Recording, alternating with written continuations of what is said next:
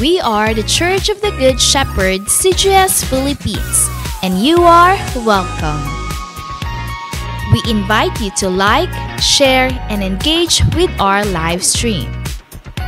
Calling all disciples, let us grow together. Join our online classes and learn how to live and engage in our life class process. To all potential leaders of Christ, get involved in our School of Leaders 1, 2, and 3. Prayer is our weapon.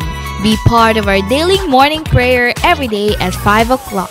Corporate morning prayer via Zoom every first Friday of the month. In-person corporate prayer every last Monday of the month. Leaders of this generation, engage in our leaders meeting with our senior pastor, Pastor Rami Hinares Jr., every Tuesday at 7 p.m. Indeed, we are unstoppable, and the church is getting bigger. Again, we are the CGS Philippines, and we have the vision.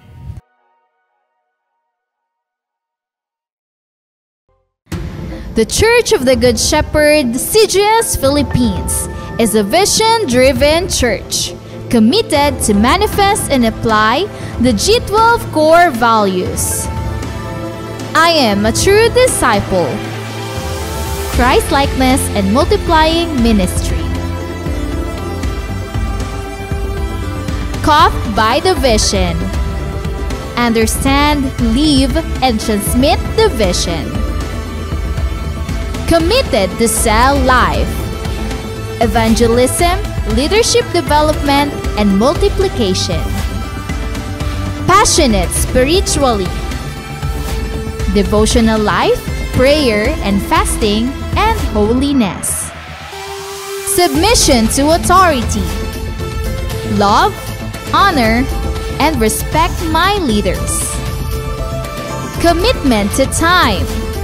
Manage and invest my time for the kingdom. Lifelong relationship.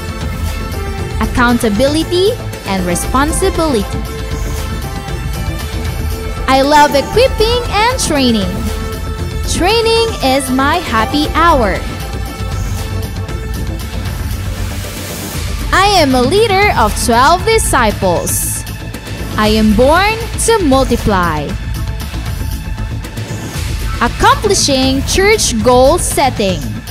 I support, help, and fulfill the goals. I want to see my church grow. Pray, work, and invest. The importance of young people. I will prepare the next generation.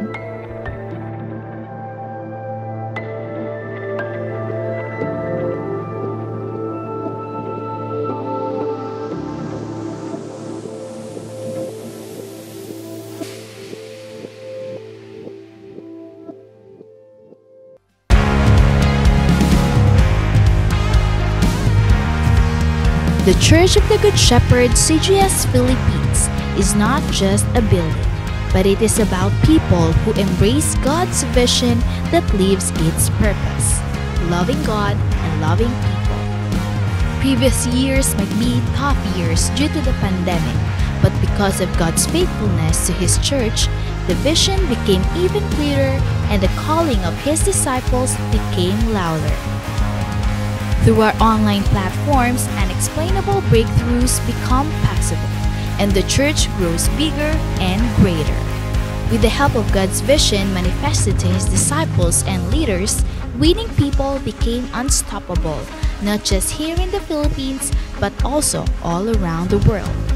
Disciples, leaders, and pastors in different churches became one in spirit to continue to rise up and expand the territory of God's kingdom.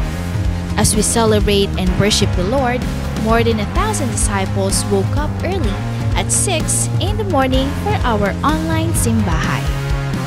And to further develop them, more people were involved in the process of discipleship. First in life class, where they learned how to live a life according to the will of God. After life class, To continue the works of God's vision, disciples were trained and equipped through the School of Leaders 1, 2, and 3. Truly, God is faithful and He will not let the church stay ordinary. This year, as the vision goes further, some of the pastors and leaders began to go to the places reached by our online platform. Together with Pastor Rami and Pastor Adele, the church visited some places in the Philippines to connect and expand God's kingdom, the church, and His vision. All these things happens because pastors, leaders, and disciples in different churches and places are committed to prayer every morning and evening. The vision will never stop, and His people will never be silent. It is true, the latter house is greater than the former, for we are the church of the Good Shepherd, and we have the vision.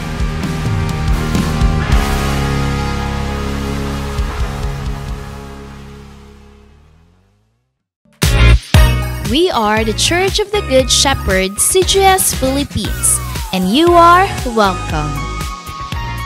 We invite you to like, share, and engage with our live stream. Calling all disciples, let us grow together. Join our online classes and learn how to live and engage in our life class process. To all potential leaders of Christ, get involved in our School of Leaders 1, 2, and 3.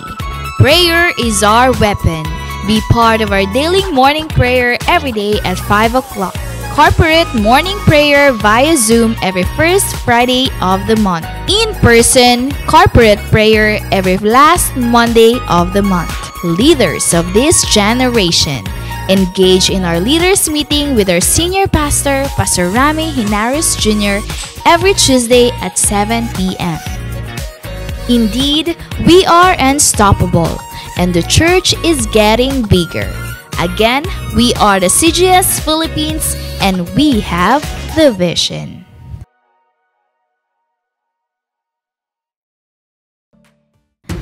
The Church of the Good Shepherd, CGS Philippines, is a vision-driven church committed to manifest and apply the G12 core values. I am a true disciple. Christ-likeness and multiplying ministry. Caught by the vision. Understand, live, and transmit the vision. Committed to sell life. Evangelism, leadership development, and multiplication. Passionate spiritually. Devotional life, prayer and fasting, and holiness. Submission to authority. Love, honor, and respect my leaders.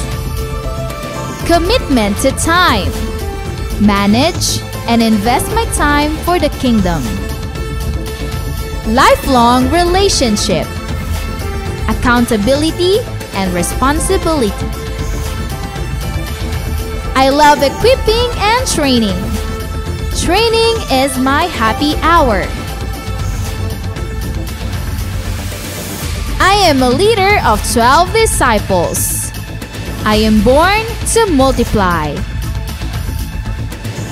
Accomplishing church goal setting. I support, help, and fulfill the goals.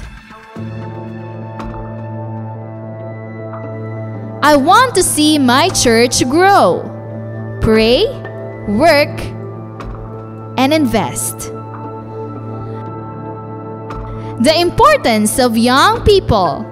I will prepare the next generation.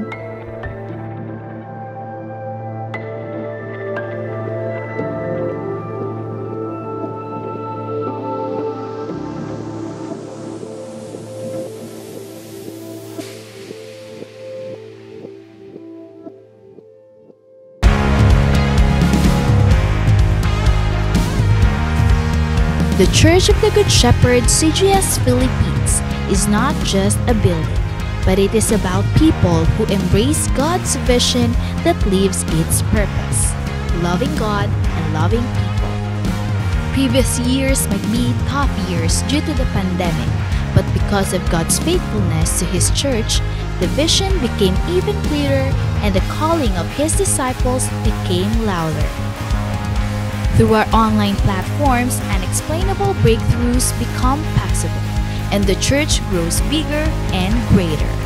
With the help of God's vision manifested to His disciples and leaders, winning people became unstoppable, not just here in the Philippines, but also all around the world.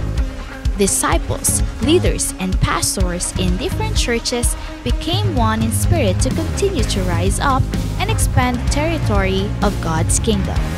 As we celebrate and worship the Lord, more than 1,000 disciples woke up early at 6 in the morning for our online simbahay. And to further develop them, more people were involved in the process of discipleship. First in life class, where they learned how to live a life according to the will of God. After life class, to continue the works of God's vision, disciples were trained and equipped through the School of Leaders 1, 2, and 3. Truly, God is faithful and He will not let the church stay ordinary.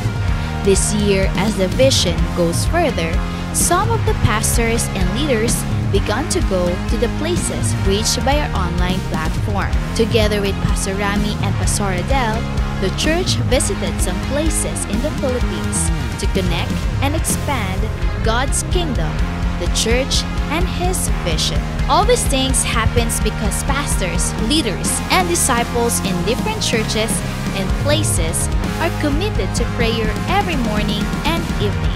The vision will never stop, and His people will never be silent.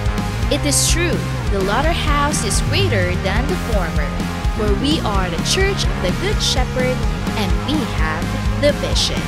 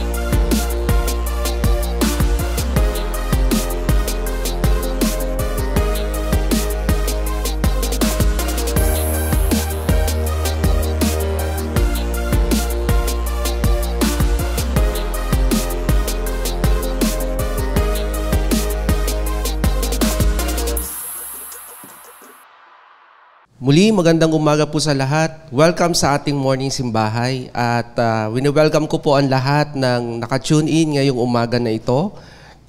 Ang mga kapatid po natin na nasa iba't ibang dako ng Pilipinas at ganoon din yung mga kapatid natin na nasa labas ng ating bansa. Ganon din, wini-welcome ko po ang lahat ng mga invites. Welcome po kayo dito, lahat ng mga disciple, lahat ng mga leaders na bumubuo sa CGS Philippines. Gayon din po, wini-welcome ko po yung ating mga pastors. Binabati ko po ang ating mga puting pastor na ating CGS Philippines, lalo na po si Pastor Rami at si Pastor Adel. At nagpapasalamat po tayo sa Panginoon dahil muli ngayong umaga tayo po ay nabigyan ng pribilehiyo na magamit at magdala ng salita ng Diyos para sa ating lahat. At sa oras na ito, ihanda po natin yung ating mga sarili, ihanda po natin ang ating mga puso, ang ating mga isip sa mensahe na ating maririnig ngayong umaga. So inaanyayahan ko po ang lahat na i-ready po natin yung ating mga Bible, ang ating mga notebook, ating mga ballpen para sa mga maririnig po nating mensahe ngayong umaga. At inaanyayahan ko po ang lahat na samahan niyo po ako sa panalangin natin sa ating pag-uumpisa ng ating gawain. Let us pray. Maraming salamat, dakilang Diyos, sa kabutihan mo sa buhay po namin. Salamat dahil patuloy kang nariyan sa buhay ng bawat isa sa amin, O Diyos. Nagpapasalamat kami dahil ang kabutihan mo patuloy na nangingibabaw sa aming mga buhay. Muli, Panginoon, dalangin ko na buksan po ninyo ang aming mga puso, ang aming mga isip, Panginoon, sa mga salita mo, Panginoon, na aming maririnig ngayong umaga. At muli, O God, I pray na hawakan niyo po at kontrolin niyo po ang aming mga internet connection, mga kapatid po namin na nasa iba't ibang lugar sa oras na ito. Dalangin ko, Panginoon, na patuloy mong pag-iingat sa kanila. At samahan niyo po ako, Panginoon, sa mensahe na aking dadalhin. Gamitin niyo lamang po ako bilang daluyan ng iyong mga salita to bless those people, Panginoon, na makakapakinig ng iyong mga salita.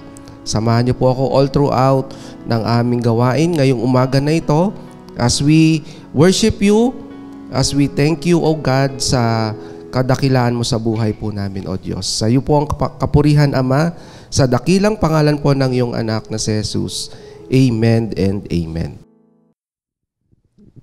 Inaanyayahan ko po ang lahat na sama-sama po tayong tumayo at papurihan po natin ang ating Panginoon na dadalhin din po sa atin ng CGS Philippines Worship Team.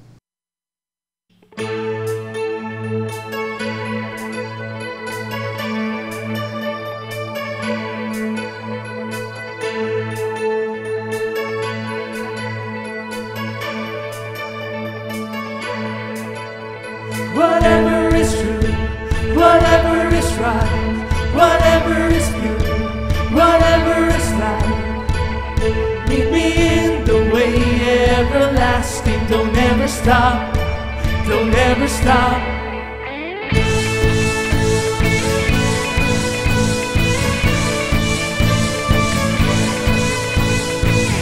You alone I will seek with all my heart.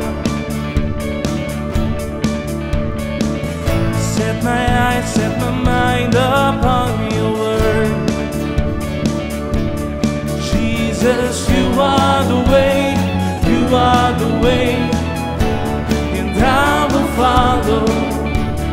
You are the way, the only way, and I will follow. Whatever is true, whatever is right, whatever is pure, whatever is right, lead me in the way everlasting. Don't ever stop, don't ever stop.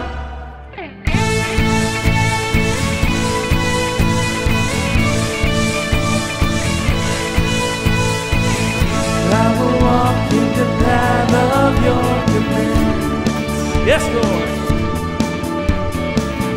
In the strength of your name, God, I will live.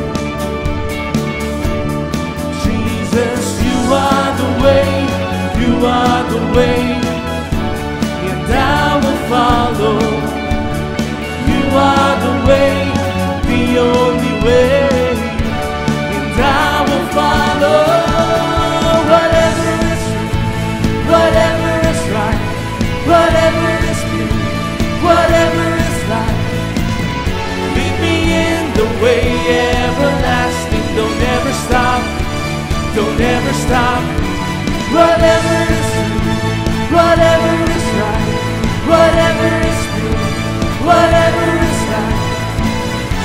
Lead me in the way everlasting. Don't ever stop.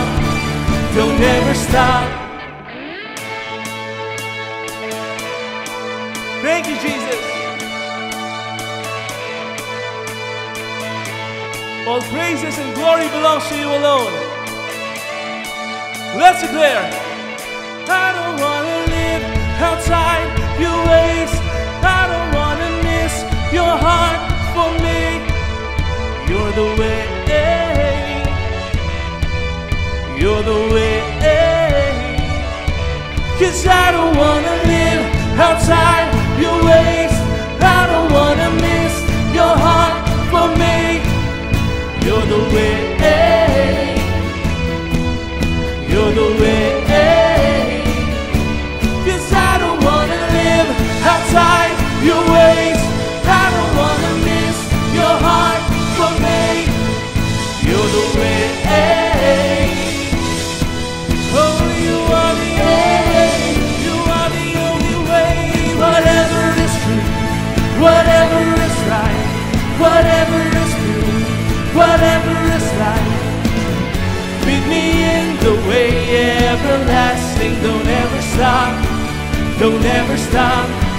Whatever is true, whatever is right, whatever is true, whatever is right. Lead me in the way everlasting. Don't ever stop. Don't ever stop. I don't wanna live outside your ways. I don't wanna miss your heart for me. You're the way. You're the way. 'Cause I don't wanna live outside your ways. I don't wanna miss your heart for me. You're the way. You're the way. Let's do it. You're the way. You're the way. You're the way. You're the way.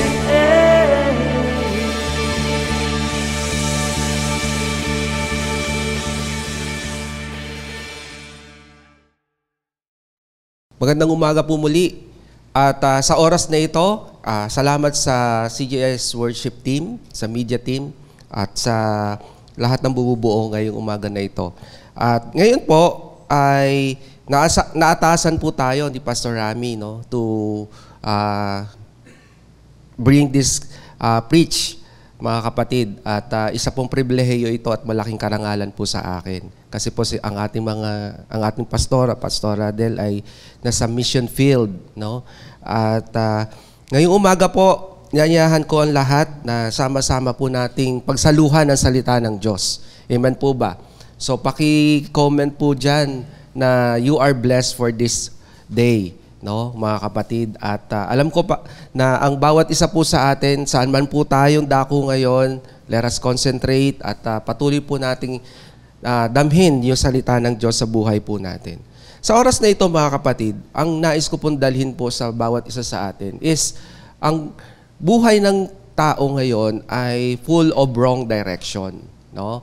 At the same time, marami pong nakakaligtaan ang bawat isa na minsan kampante na sila kasi yan po ang kalaban talaga ng tao sa panahon natin ngayon. And people enjoying most of their wealth, most of their time, no, sa mga bagay na nakakalimutan at nagiging dahilan para makalimutan nila ang Diyos sa kanilang buhay. Ibig sabihin, may mga bagay sa buhay po natin na minsan nanineglect po natin o madalas ninineglect po natin yung nais na direksyon ng Diyos sa buhay po natin. Amen. Kaya ang nangyayari, nagiging sira, nagiging naruruwin yung buhay po natin. It is because of our own idea, no, own paniniwala, no, belief na ito yung tama. Okay? And most of the time, nakakalimutan natin ang Diyos sa buhay po natin. So, even even leaders, no? There is no guarantee na kapag tayo ay nasa loob na ng church, no? Nasa ministry, nasa tamang direksyon na tayo. Kasi minsan, kinakain po tayo ng ating perception na andito na ako eh. No? Andito na ako sa loob ng church, I enjoy my ministry, and I enjoy the blessing of God sa buhay ko. But, hindi natin nare-realize. Realization is very important. No? Hindi natin nare-realize na minsan, nasa ministry ka, no? You are a leader, you are a cell leader, okay? And at the same time, meron kang ministry sa loob ng church, but then, misdirect ka kasi naging kampante ka na. And most of the people na hindi pa din nakakilala sa ating Panginoon, ito din yung nangyayari. We are being misdirected by the Word. No? Yung mundo na ginagalawan po natin. Kaya mahalaga na ibalik po tayo, no? At ma-remind tayo muli na ang Diyos, binibigyan niya tayo ng salita niya para bumalik tayo sa Kanya. Kaso ang problema ganito, nineneglect natin si Lord sa buhay po natin. Kaya ang result is nagiging magulo ang lahat sa buhay po natin.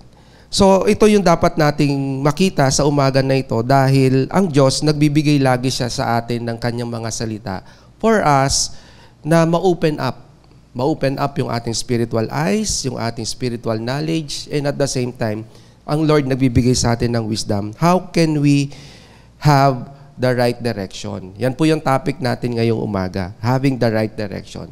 So, gusto ko pong buksan sa inyo ang sinasabi po dito sa Psalms 32 verse 8. Sabi po dito, I will instruct you and teach you in the way you should go.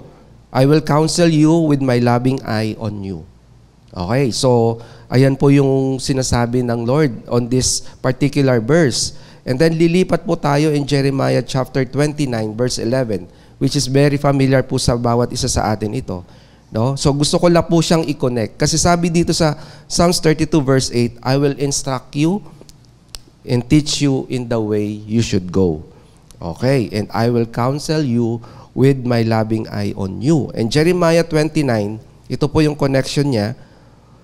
For I know the plans I have for you, declares the Lord. Plans to prosper you and not to harm you. Plans to give you hope and a future. So, kung papansinin po natin yung mga verses na binasa po natin, no? This is a verse na kinoconnect natin sa bawat isa sa oras na ito. Bakit? Kasi si Lord, nagbigay po siya sa atin ng tamang direksyon. Binibigyan niya po tayo ng tamang instruction. Tinuturuan niya po tayo kung saan tayo pupunta. At binibigyan niya po tayo ng mga tao for us na mangalaga sa atin. That's why we are into discipleship. But then sometimes, and most of the time, nakakalimutan natin yung mga bagay na ito. Bakit? Kasi yun nga, nagiging kampante na tayo sa ating buhay spiritual. Hindi na tayo nagiging maalab. No? And madalas, parang surface na lang. Which is hindi dapat ganon. No? At dapat makita natin yung sarili natin na bumalik tayo palagi sa Diyos. Okay? Ano man yung estado ng buhay mo ngayon, dapat lagi tayong bumabalik. Kasi kapag hindi po tayo align dun sa direction na nais ng Diyos sa buhay po natin, nasa ang direction tayo ngayon. Ayan. Kaya nga ito yung aking nakita dito mga kapatid, that having the right direction comes only, no, from God. No? Ang tamang direksyon na tinatahak ng buhay po natin, walang iba, at makikita lamang po natin yan, dun sa mga instruction na binibigay sa atin ng Diyos. But then, meron tayong lagi tayong may battle. Ito yung gusto nating mangyari. No? Si Lord, binibigyan niya tayo ng instruction. Kaso tayo, ginugusto natin yung gusto natin. Ayan. Kaya tayo nagkakaproblema. So, ang nangyayari, ang ganda ng plano ni Lord sa iyo. Okay? Kasi sinabi po yan in Jeremiah 29. Ang ganda ng plano niya. At hindi kontrabida ang Diyos sa buhay mo. Kaya hindi ako naniniwala, mga kapatid, na kapag nasa ministry ka, no, ay parang ano siya, parang hadlang siya sa mga nais mong gawin. Hindi. Nagkakamali ka dyan, kapatid. Okay? Kaya dapat makita natin ngayong umaga, what is o paano natin makikita yung tamang direksyon.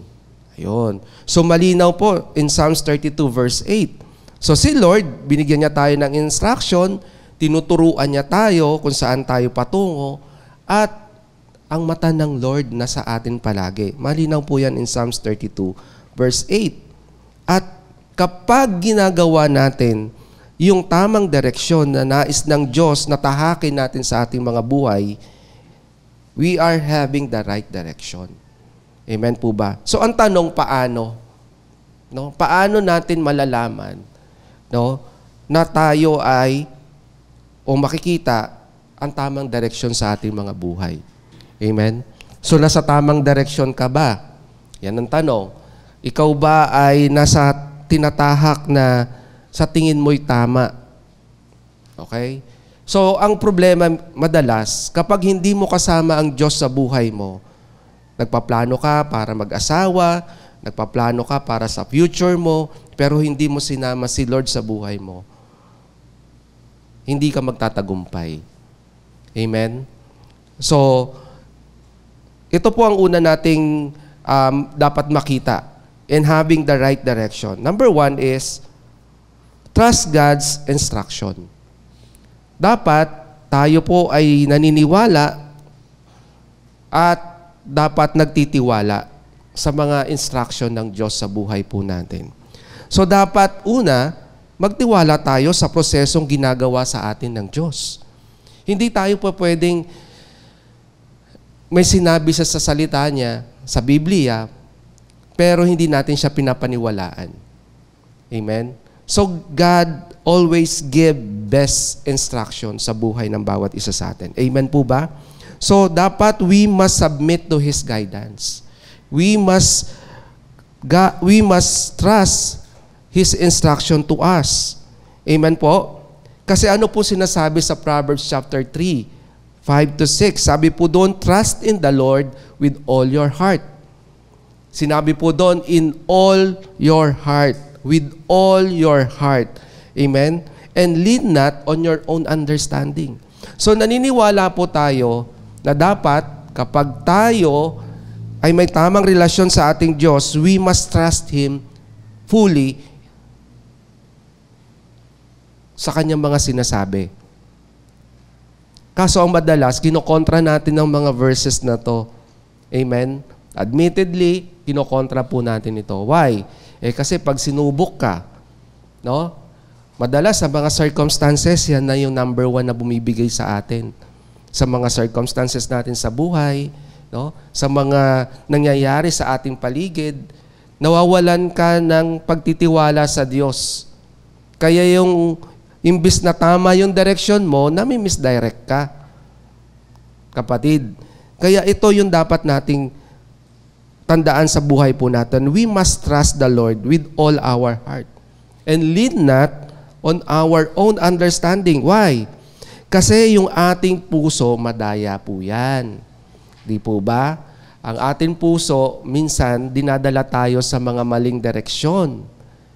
No? Ang ating mga puso, dinadala tayo sa mga maling gawain. Bakit?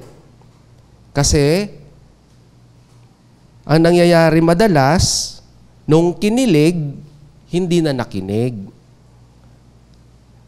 Kinilig eh. So, hindi na siya nakinig. Hindi na siya nakinig kay pastor, hindi na siya nakinig sa kanyang leader.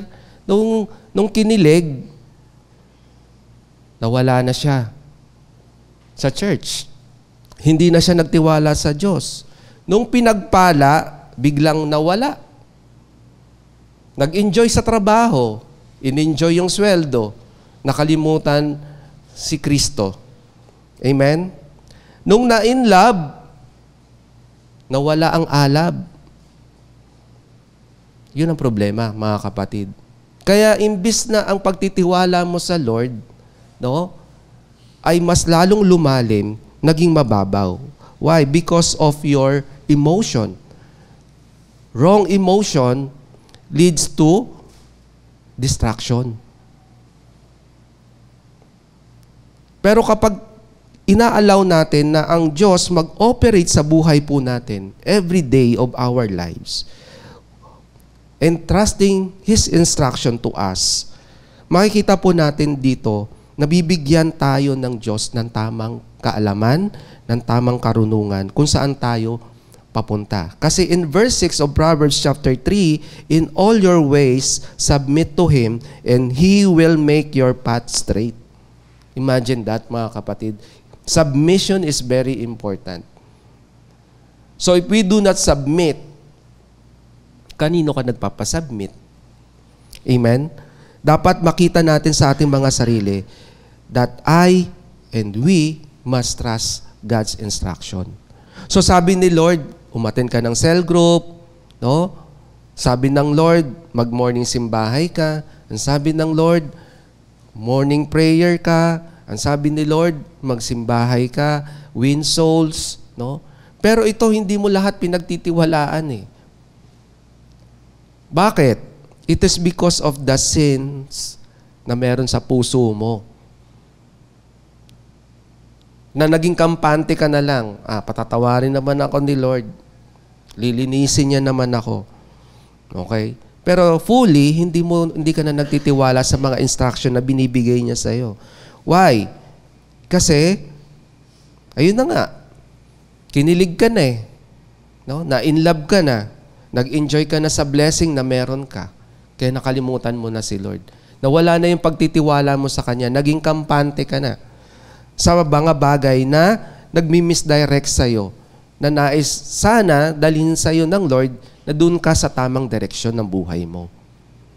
Kaya mahirap, mga kapatid, na tayo wala tayong spiritual instinct. Ibig sabihin, we do not invite the Holy Spirit to lead us in the way we should go. So, hindi po pwedeng mag-reside sa atin ng Holy Spirit if we do not trust God.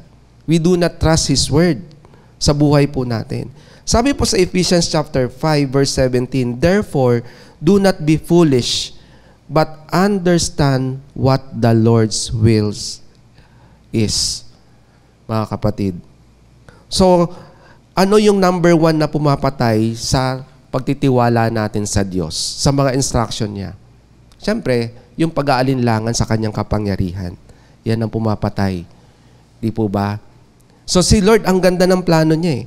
No? Balik po tayo dun sa main verses natin. I will instruct you and teach you. Kaya ka pala nasa process. Kaya ka pala nasa discipleship. Kaya ka pala binapabasa ng Word of God. Kasi nandito yung sinasabi niya. I will instruct you and teach you in the way you should go. Alam nyo mga kapatid, sa panahon natin ngayon, no, walang ibang lugar sa buhay po natin kung saan magbibigay sa atin ng tamang instruction. Number 1, kundi yung ating cell group. No? Nandiyan ng tamang instruction ng Lord eh. Ang ating simbahan, yung mga salita ng Diyos na nagbibigay ng kalinawan sa ating madilim na buhay, mga kapatid. Diba? Ang ganda ng plano ni Lord sa iyo eh, kaso kinokontra mo. Amen? So, yan ang mahirap sa atin. Minsan, madalas, no, nagtitiwala tayo sa ating sariling galing. Kaya, ang buhay po natin, naruruwin. Nasisira. Because we know for ourselves, madalas, no, eto ako, I can stand on my own decision. Pero yan yung mga wrong belief na dapat ina-avoid po natin sa ating mga buhay. So, we must read the instruction given to us by God upang tahakin natin yung tamang landas. No? So, alisin natin yung mga alinlangan sa buhay po natin. Alisin po natin na we cannot win soul. Alisin po natin sa isip natin yan. Because God, nung nagbigay ang Panginoong Jesus ng instruction in Matthew 28:19-20, He is sure of that. Alam ni Lord na kaya mo. Pero hindi ka lang nagtitiwala sa Kanya. Kaya ang nangyayari, ayan, kinakalaban mo na tuloy si leader. Okay? Nagiging ka na lang tuloy, no? Tagatayuman. No? Nakatayo ka na lang tuloy. Naging tanawan ka na lang. Naging tagatanaw ka na lang tuloy. Because you do not already believe what God instructed to you. Amen to that, mga kapatid? So, dapat, kahit na tayo ay na-in love, no, dapat ang ating alab ay hindi mawawala sa Diyos. Lalo na sa mga kabataan. No? At kahit na ikaw ay kinilig, dapat patuloy kang nakikinig sa iyong mentor, sa iyong leader, di po ba? At kahit na ikaw ay pinagpala, hindi ka dapat nawawala. Kahit na pinagpala ka ni Lord materially, no, relationship, in all aspect of your life, dapat mas lalo kang umalab. Amen po ba, mga kapatid? So number 2 is having the right direction. Ano yung pangalawa, mga kapatid? Siyempre, we must avoid wrong directions. Ayun. So dapat yung mga direksyon na mali o yung magdadala sa iyo sa maling lugar, sa maling tao, ina-avoid mo yan. Amen? So dapat lumalayo tayo sa mga tao na hindi nagbibigay sa atin ng tamang karunungan, kaalaman sa ating mga buhay.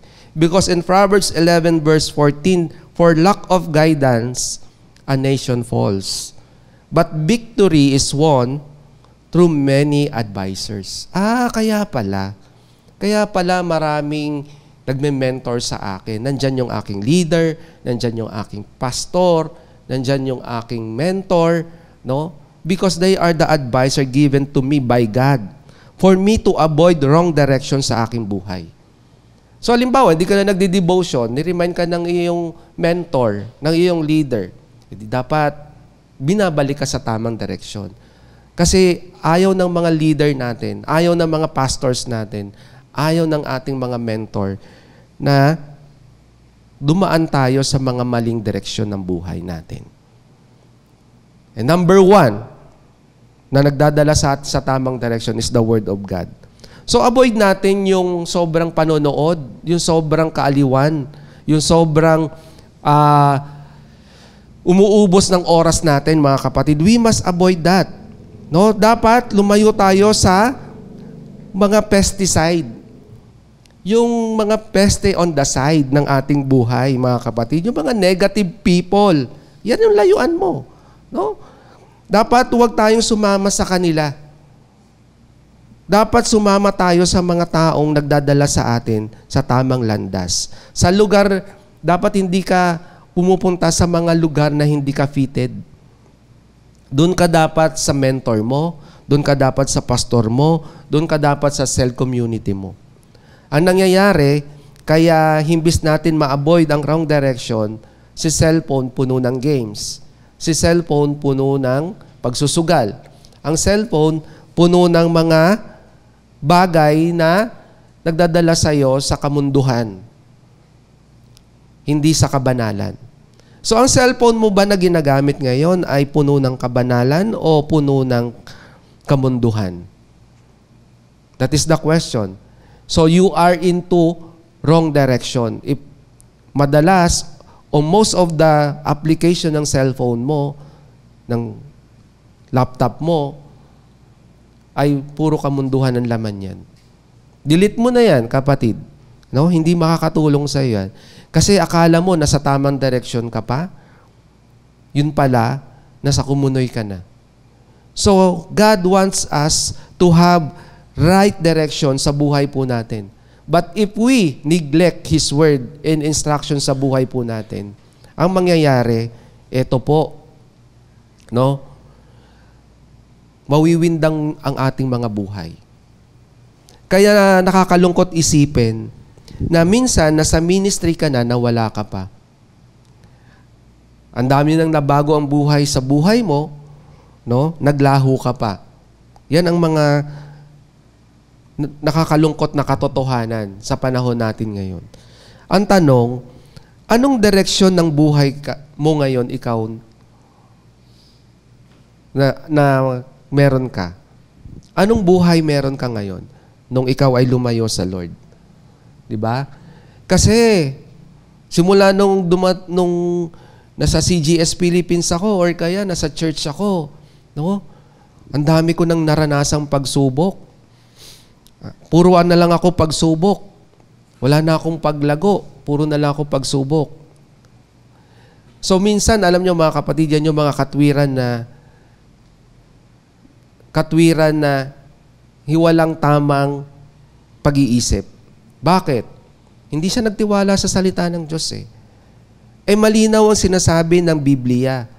Malinaw na sinasabi sa Psalms 32 verse 8, I will instruct you and teach you. Sino bang number one na nag-i-instruct po sa atin sa ating buhay? Siyempre, yung ating Creator, yung ating Diyos.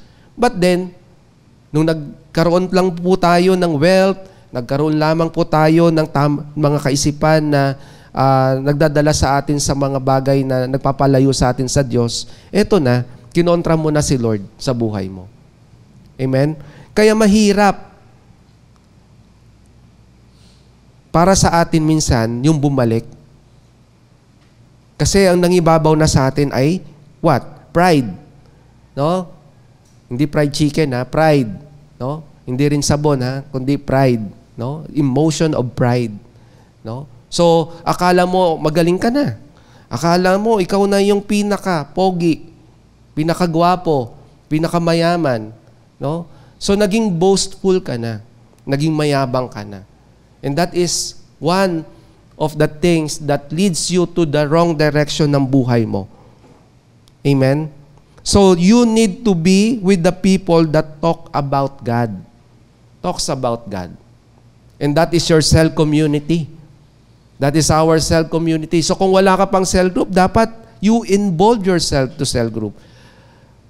Madalas, ang nakakalungkot, disciple na, nag-i-skip pa ng cell group. Isang oras na nga lang sa isang linggo, nag-i-skip pa ng cell group. Yung iba talagang nausin na. Ayaw pa umalis sa mga GC. Hindi naman umaatin ng cell group. Di po ba? Ano ang gusto nating patunayan kay Lord? Nandun tayo sa community of cell group pero hindi tayo umaatin ng cell group. Nasaan ka, kapatid? Yan ang ayan ang madalas na tanong ng ating mga leader. Nasaan ka, kapatid? Si leader, hindi naman yan cheap. Nahahabol-habulin ka. Binigyan ka na ng tamang instruction, in-open up na sa iyo ang tamang direction, no? Pero tinapon mo yon, mga kapatid, tinapon mo yon. Kaya ang buhay mo ngayon, akala mo nasa tamang landas ka. Pero ang totoo, lunod ka na. Hindi ka na makabangon. Because you allow the word and you allow the enemy to ruin you. So this is a warning sa bawat isa sa atin that we must avoid wrong directions. Kaya nga itong morning simbahay natin, binibigyan po tayo ng instruction palagi. Ino-open up ang ating mga spiritual eyes because of most of us, lalo na yung mga hindi pa nakakilala ng malalim sa ating Panginoon. And kahit na nakakilala ka na sa ating Panginoon, no, na may misdirected pa tayo. Kung yung mga disciple nga, nawawala pa, lalo na kung hindi ka pa disciple. Di po ba? Kaya mahalin po natin yung ating cell community. No, mahalin po natin yung proseso ng Diyos sa buhay po natin. Pagtiwalaan po natin yung nais niyang gawin sa buhay po natin. Huwag po nating hayaan na tayo po ay sirain ng mundo. Huwag po nating hayaan na malulong tayo sa kasalanan na meron tayo. Di po ba? Because God always gives us and teach us in the way that we and you should go. Amen? So dapat alam natin ang ganda ng plano ni Lord sa akin. No? Ang ganda ng plano ng Lord sa akin. Ang tanong, naniniwala ka ba talaga sa plano ng Diyos sa buhay mo? Yan ang tanong eh. Naniniwala ka ba talaga sa plano ng Diyos sa buhay mo? Amen? Sabi po dito sa Psalms chapter 1 verse 1, "Blessed is the one who does not walk in step with the wicked, or stand in the way that sinners take, or sit in the company of mockers." So, ito yung mga reminder sa atin. Sabi sa Psalms, "Blessed is the one who does not walk in step with the wicked." So, alam mo na naman yung direksyon na mali. No? Nag-online casino ka pa. Okay? Nagsusugal ka pa online hanggang sa nalubog ka na. Okay? Tumataya ka pa sa loto. Nag-online sabong ka pa. Ayan. Kaya ang nangyayari, ayun, buti na lang wala ka sa mga nalibing. No? Ika nga, sabi nila, ayon sa balita. Di po ba? Na sometimes yun yung nagdadala sa atin sa wrong direction. Kasi alam nyo, kapag tayo ay nag-i-enjoy sa wrong direction, mga kapatid, ang daming apektado. Pamilya mo, apektado. No? Ini-enjoy mo yung kasalanan. Nag-i-enjoy ka sa kasalanan. Anong nangyayari? Pamilya mo, apektado. Kabuhayan mo, apektado. Finances mo, apektado. Kasi sabi in 1 Corinthians 15 verse 33, "Do not be misled. Bad company corrupts good character." So, ask God sa buhay mo palagi, nadalin ka sa mga tamang tao. Sino yung mga tamang tao sa buhay po natin? That is your mentor. No? Sino yung mga tamang tao? That is your parents. Makinig ka sa magulang mo. Sino yung mga tamang tao? That is your leader. That is your pastor. Sila yung mga tamang tao na dapat sinasamahan mo. Mas minsan, madalas, lalo na yung mga kabataan, no? Nag-i-enjoy sa company ng mga kiniligan nila, ng kanilang jowa, kaysa kay mentor. Ayun. Kaya minsan, nami-misled. No? Nadadala tayo sa mga wrong direction. Because if sinasadya po natin na gumawa ng kasalanan before God, nandun na po tayo sa maling direksyon ng buhay po natin. Because Holy Spirit guides us if we are willing and be submissive to Him. Amen? So ano ba yung dapat nating gawin? We must avoid doing repetitive sins. Yung paulit-ulit na kasalanan. That is the wrong direction eh. We must avoid doing repetitive sins. Yung alam mo nang mali ang magsinungaling, inuulit-ulit mo pa. Ayan. Para naging way of life mo na yung maging sinungaling. Yung alam mo nang mali na ginagawa ang mga bagay na hindi dapat ginagawa ng isang may karelasyon, no? Ay ginagawa mo pa. O ginagawa nyo pa. Di ba? What else? We must read our daily dose of the Word of God sa buhay po natin. For us to be, what? Go back to the right direction ng buhay po natin. And never let go, God, sa buhay mo, kapatid. No? Instead, let Him work in your life. Pagtiwalaan natin ang Diyos. Dahil ayaw ng Diyos na mawalay ka sa Kanya. Kaya ka dinadala sa tamang lugar at sa tamang tao. And that is your cell community, your church, your leader, kasama po dyan. So, imagine that, mga kapatid. Si Lord, niya sa atin, no? Napaka-generous niya sa atin. Think for ilang segundo sa buhay mo. Pwede mong ipikit yung mata mo, kapatid. Yung goodness ni Lord sa buhay mo, hindi natatapos. Habang nabubuhay ka dito. Kahit na tayo ay puno minsan ng problema, kahit tayo minsan ay puno ng mga pagsubok sa buhay po natin. Alam nyo po, huwag nating i-allow na ang problema, ilayo tayo sa Diyos. Dapat we see the problem sa buhay po natin to lead us, no, closer to God. No? Huwag po nating tingnan yung problema na ito yung dahilan para lumayo ka kay Lord. Dapat tingnan natin yung problema para lalo kang ilapit kay Lord. Amen, mga kapatid? So we must do that. Kailangan mong gawin yan. At kailangan makita mo sa buhay mo na how God is so amazing. Kasi kung hindi ka iniingatan ng Lord, wala ka dito ngayon. Di po ba? So we must trust God sa all aspect po ng buhay po natin. So, having the right direction, we must delight yourself in the Lord. Sa ating point number 3, no? We must delight ourselves or yourself in the Lord. Dapat hayaan mo yung sarili mo na magalak sa presensya ng ating Diyos. Why?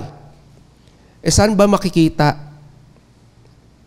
Pwede nyo pong i-comment dyan kung may alam po kayo na doon nyo na-enjoy o mas doon kayo nagagalak. Wala. Ang tunay na kagalakan kay Kristo lamang matatagpuan. Amen? Ang tunay na kagalakan sa kanyang mga salita lamang matatagpuan. Wala na pong iba. That's why, having the right direction, we must delight ourselves or yourself in the Lord. Magalak ka, kapatid, kahit na ikaw sinusubok. Magalak ka, kapatid. Dahil nais kang ilapit lalo ng Diyos sa presensya niya, na lalo kang magtiwala. Na despite of the circumstances na meron ka sa buhay mo ngayon, He wants you na patuloy kang magkaroon ng kagalakan sa buhay mo at sa piling niya. Psalms 37 verse 4, sabi dito, "Take delight in the Lord, and He will give you the desires of your heart." Diba, mga kapatid? Kapag tayo ay puno ng kagalakan, no, nagagalak tayo sa presensya ng Diyos, He will give you the desires of your heart. So ano ang desire ng buhay mo ngayon, ng puso mo ngayon? Amen? So dapat we must delight ourselves in the Lord. Because this is what? This is the right direction ng buhay po natin. What else? Psalms chapter 1 verse 2 to 3. "But whose delight is in the law of the Lord, and who meditates on His law day and night. That person is like a tree, planted by streams of water, which yields its fruits in season, and whose leaf does not wither. Whatever they do prospers." Alam nyo, kapag tayo pala nasa presensya ng Diyos, para tayong isang puno na nasa batisan, na namumunga ayon sa kanyang kapanahunan, at laging luntian ang dahon. Okay? Ang buhay mo ba ngayon, kapatid, ay luntian? No? Yung green na green ang buhay mo, para kang dahon na full of energy, full of the presence of God sa buhay mo. Because you delight yourself in the Lord. Ang sarap kayang maglingkod sa gitna man ng pagsubok. Amen po ba? Sino po nakaranas po sa inyo niyan? Na pinaglaban mo si Lord kahit na may karamdaman ka, no? Hindi ka umabsent sa cell group mo, puno ka ng utang, puno ka ng pagsubok, may sakit ang nanay mo, magulang mo, no? But then, meron ka pa ring delightment to enjoy the presence of God in your life. Amen, mga kapatid? Kaya dapat hindi natin hayaan yung sarili natin na mawala yung joy of our salvation sa buhay mo. We must have delightment in the presence of God sa buhay po natin. Amen po ba? So ano man sitwasyon ng buhay mo ngayon, kapatid, delight yourself in the Lord. Magalak ka. Amen? Dahil ang kagalakan, matatagpuan lamang, walang iba, kundi sa ating Diyos. Ang tunay na kagalakan, sa Diyos lamang matatagpuan. Amen? Kaya hindi ako naniniwala na ang kagalakan nakikita sa mundo. Ayun. No, ako naranasan ko din yan, mga kapatid. Pero that is sobrang igse. At hindi mo matatagpuan ang tunay na kagalakan sa mundo. Ang tunay na kagalakan, matatagpuan mo lamang sa presensya ng Diyos. Kung lalo mo siyang kikilalanin sa buhay mo, lalo mong iintindihin ang kanyang mga salita, lalo mong pagbubulayan at i-apply ito sa buhay mo. Kaya this is part of our life na dapat we must delight ourselves in the Lord. Huwag po nating i-allow yung sarili natin na mag-enjoy o umalis pa tayo sa tamang direksyon na binibigay sa atin ng Diyos. Nandito ka na kapatid, huwag ka nang umalis. Saan ka pupunta? Because this is part of your legacy sa buhay mo. Na ito yung ipamamana mo sa mga next generation mo. Na mga apo, anak, no? Na naglingkod ka ng tama. Dinala ka ng Lord sa tama. Pinaglaban mo din si Lord sa buhay mo. So, in the coming generation of your life, yung tanong, ano yung ipamamana mo? Wala ka mang malaking kayamanan, materially, but then, yourself, your legacy will continue to be part ng buhay ng iyong next generation. Because what? Dahil laging tapat ka sa Lord. Amen po ba?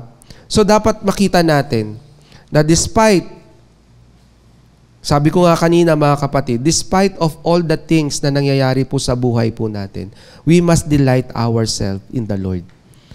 Let the problem brings you closer to God. Kung may mga pagsubok man tayo na pinagdadaanan mga kapatid, no? Hayaan natin na yung pagsubok na yon, sabi ko po kanina, dalhin tayong mas malapit sa Diyos.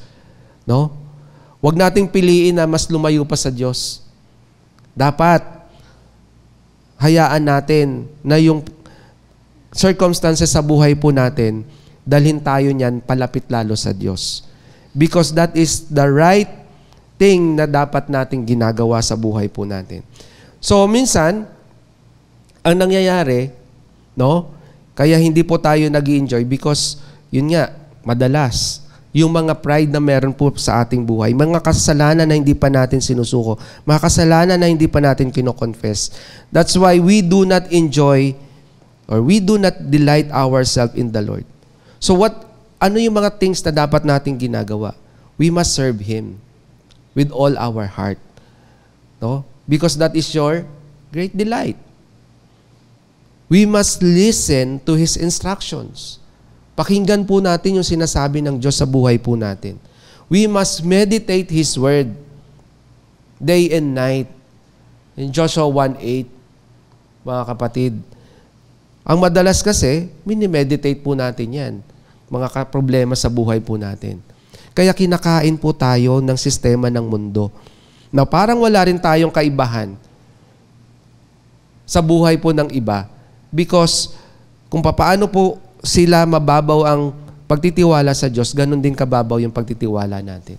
So we must what? Meditate His Word. We're not just meditating the Word of God. We must apply it on ourselves. Kaya dapat mga kapatid, makita natin, nasa tamang direction ba ako ngayon ng aking buhay? Align ba ako sa nais ng Diyos na makita sa aking buhay? Or baka gumagawa na ako ng sarili kong direksyon. Baka pinipili ko na ang lumayo sa Kanya kaysa mapalapit sa Kanya.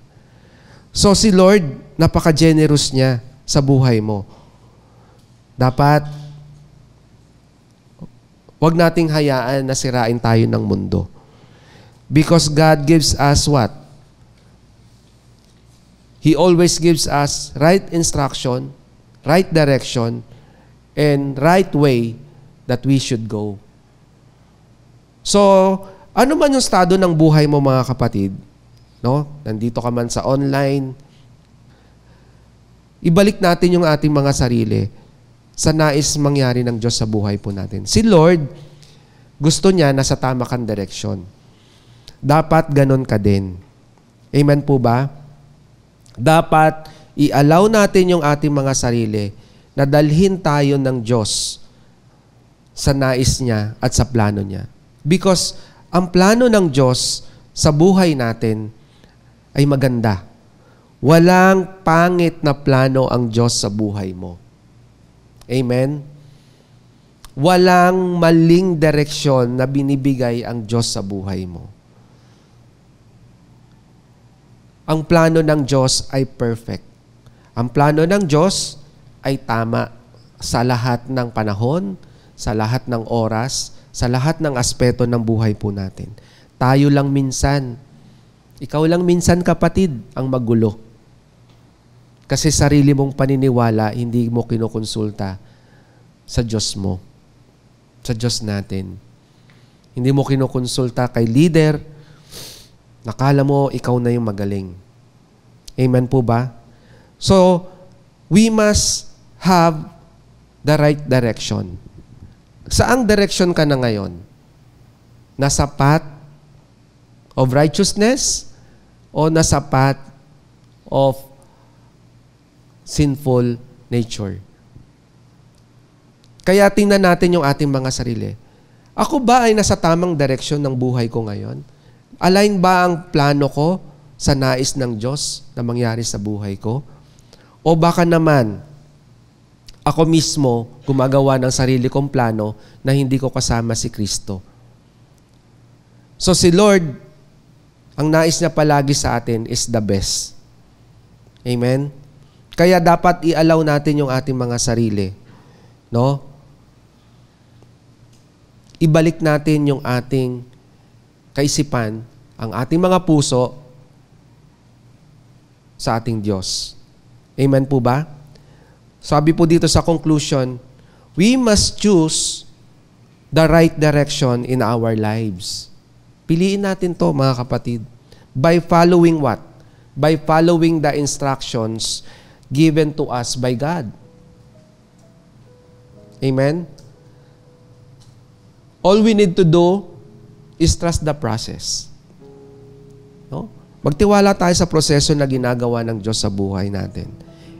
He has laid out and submit to His plans. Ikaw lang ang inaantay ni Lord. No? Do not be misdirected, but be directed by the Word of God. Be directed by the church, by your mentor, by your pastors. So sa oras na ito mga kapatid, inaanyayahan ko po ang lahat na sama-sama po nating samahan ang ating CGS Philippines Worship Team.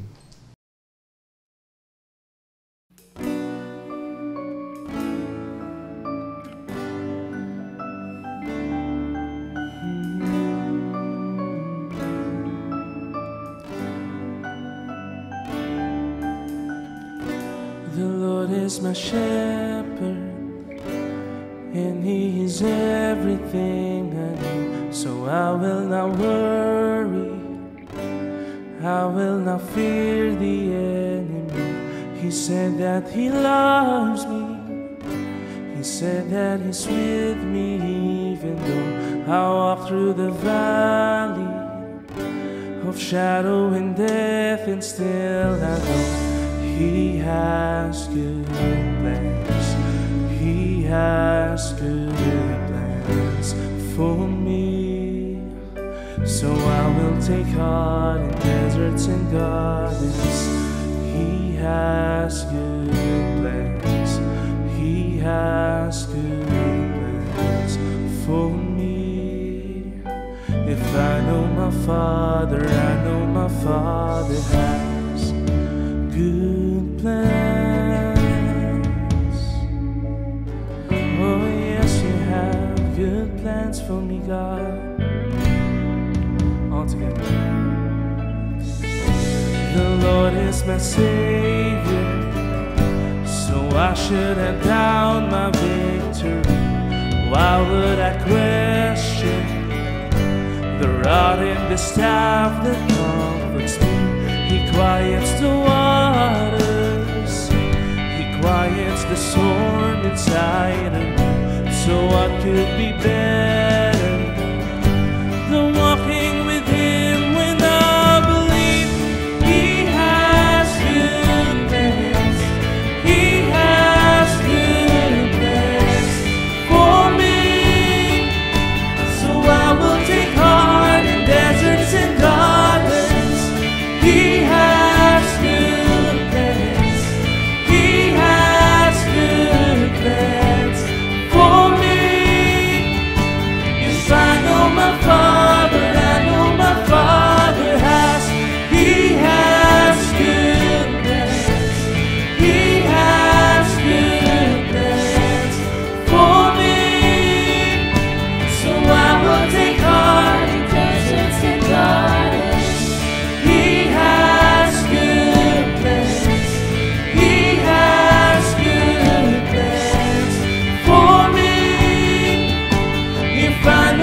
Father, I know my Father has good plans.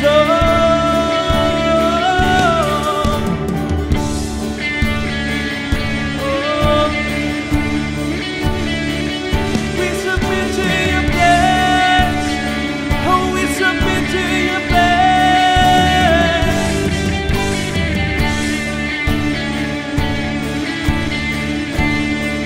Let's declare.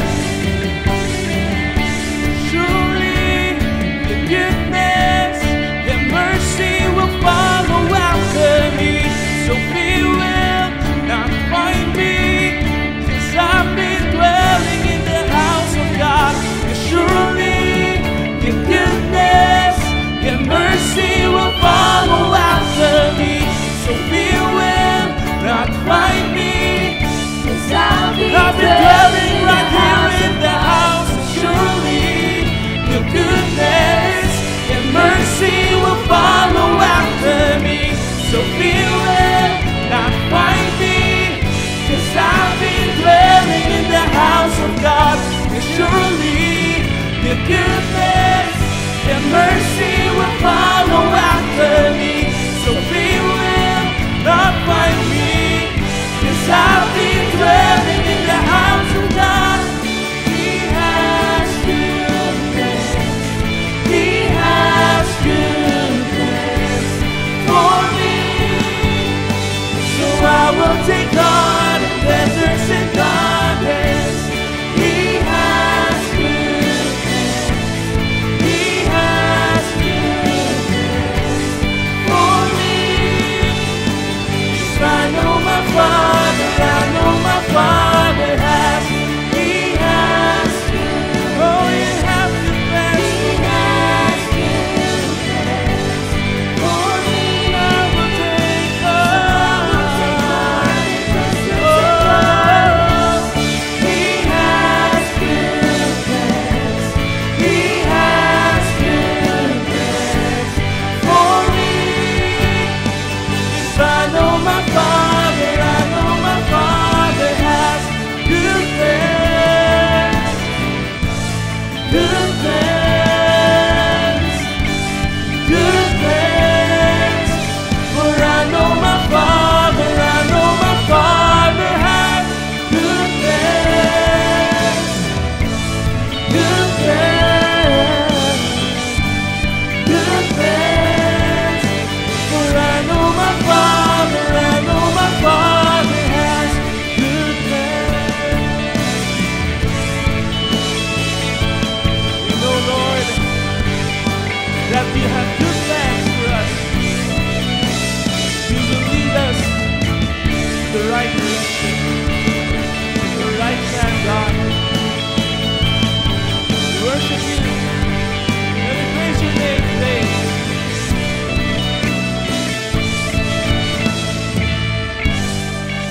Give the best praise for Jesus. Hallelujah!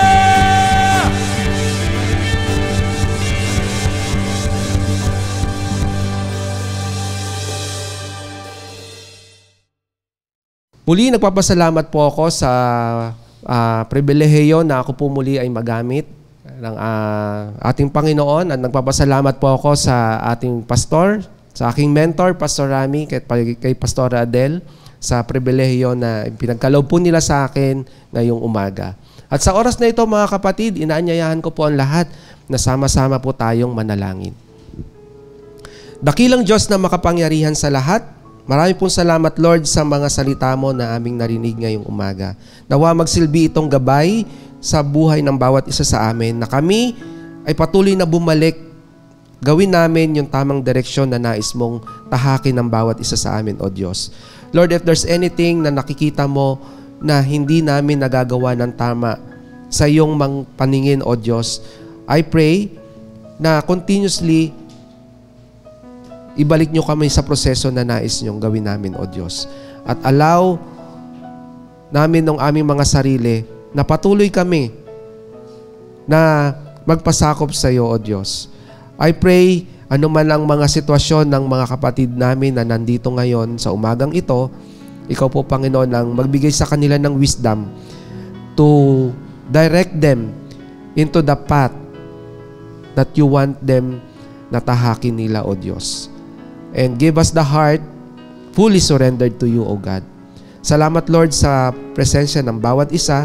Nawa patuloy mong pagpalain ang mga nandito sa mga oras na ito sa morning simbahay po namin, O Diyos. At salamat, O Diyos, Ikaw ang aming dakilang tagapagligtas. Ikaw ang dakilang provider po namin ng aming possession na meron po kami. At lahat po na ito ay binabalik po namin na may taus-pusong pasasalamat sa iyo, O Diyos. Ito po ang aming dalangin sa pangalan ng iyong anak na si Jesus. Amen and amen. Maraming salamat mga kapatid. See you and God bless. Hope you've been blessed by the message of God today as we continue to extend our calling in loving God and loving people even in online, and keep you more updated to our journey in God's vision. Connect to us wherever you are. Like our Facebook page, follow us on our Instagram account,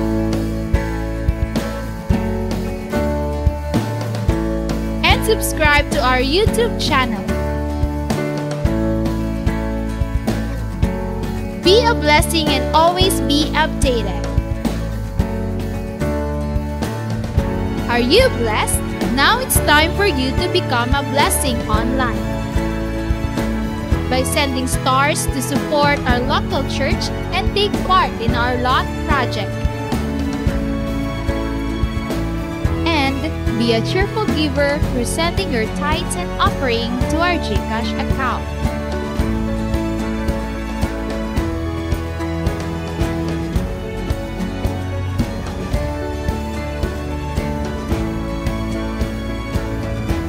See you on our next online worship.